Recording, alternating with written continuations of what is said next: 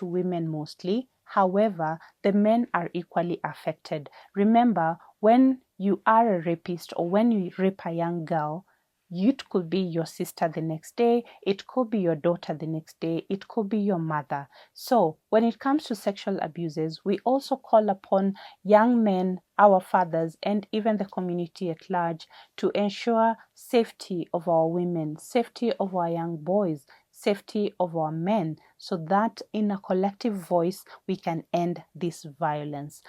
Intimate partner violence is one area that is very wide and important to speak about. And when we talk about violence, we're not just talking about battering or fighting when it comes to intimate partner relationships. We're talking about different forms of violence that happen. It could be economic violence, it could be social violence, it could be verbal violence, all this within intimate partner relationships.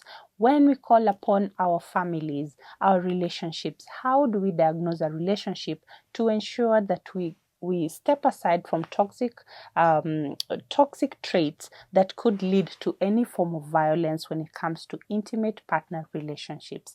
And finally, the theme of this year is technology facilitated violence. Most of us have used the digital platforms in a more negative way rather than a positive way.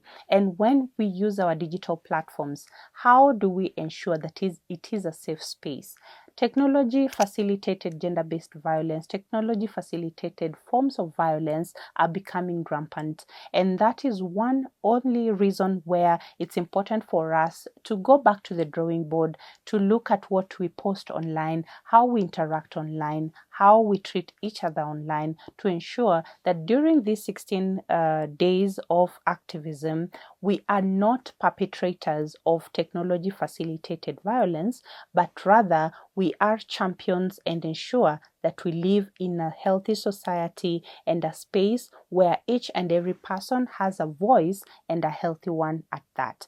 As we mark these 16 days of activism, we will be speaking to different living experiences or lived experiences of people. It could be mothers, it could be people who have gone through different forms of violence, so that we learn from their experience, and also experts who will tell us how to be champions and not perpetrators of different forms of violence in our community. Until then, my name is Robbie Omondi, and this is Life 360.